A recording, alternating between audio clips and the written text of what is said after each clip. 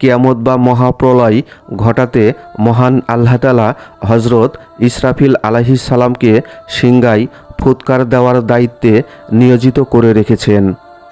তিনি যেদিন আল্লাহর হুকুমে সিংগায় ফুৎকার দিবেন সেদিনই কিয়ামত অনুষ্ঠিত হবে।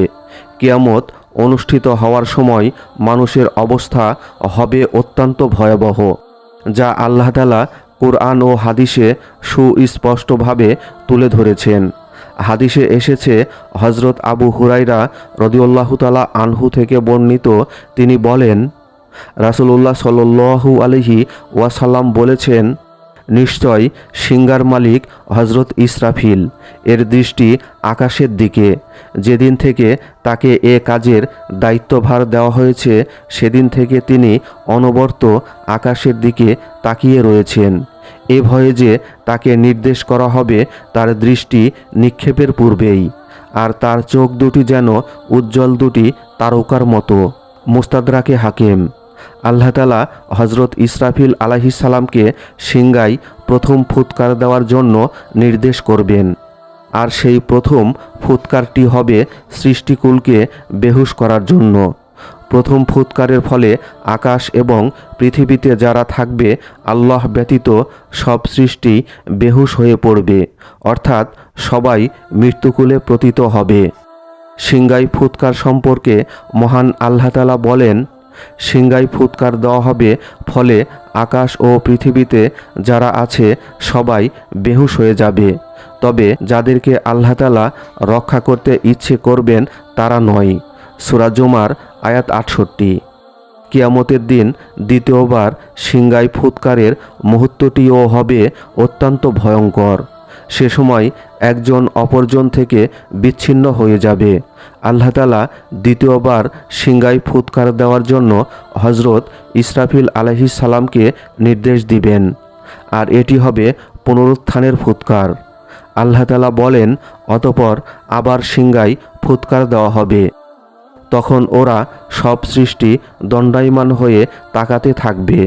সূরা জুমার আয়াত ৬৮।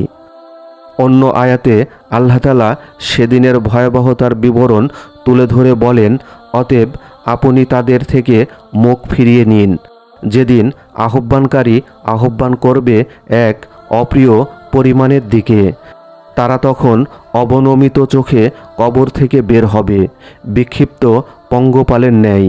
তারা আহ্বানকারীর দিকে দৌড়াতে থাকবে। অবিশ্বাসীরা অর্থাৎ কাফেররা বলবে, এটা কঠিন দিন।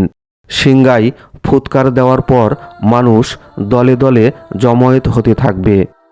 তাদের সবাই ভয় ও চিন্তার মধ্যে নিমজ্জিত থাকবে।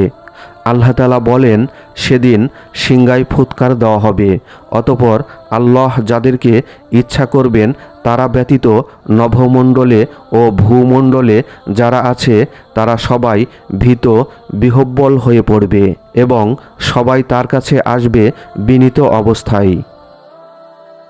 শুধু পৃথিবীর অধিবাসীরাই নয়, আকাশের অধিবাসীরাও কিয়ামতের ভয়াবহতায় কম্পিত হবে।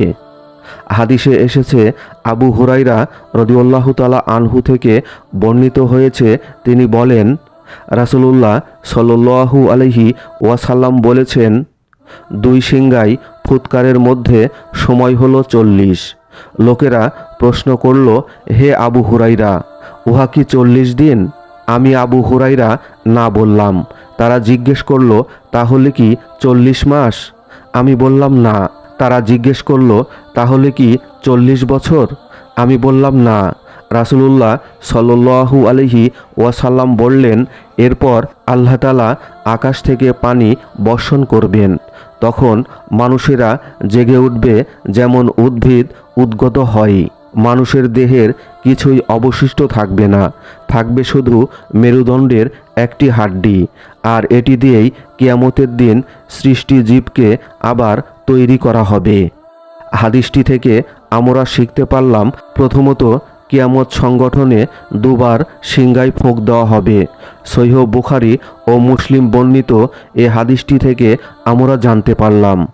অবশ্য বেশ কিছু আলেম ৩ বার বা ৪ বার সিংগা ফোঁকের কথা বলেছেন। মহান আল্লাহ তাআলা মুসলিম উম্মাহকে কিয়ামতের সময় উপস্থিত হওয়ার আগে কোরআন সুন্নাহ মোতাবেক জীবনযাপন করার তৌফিক দান করুন, আমিন। কিয়ামত সংঘটিত হওয়ার সময়ের যাবতীয় ভয়াবহতা থেকে হেফাজত করুন আমাদেরকে, আমিন।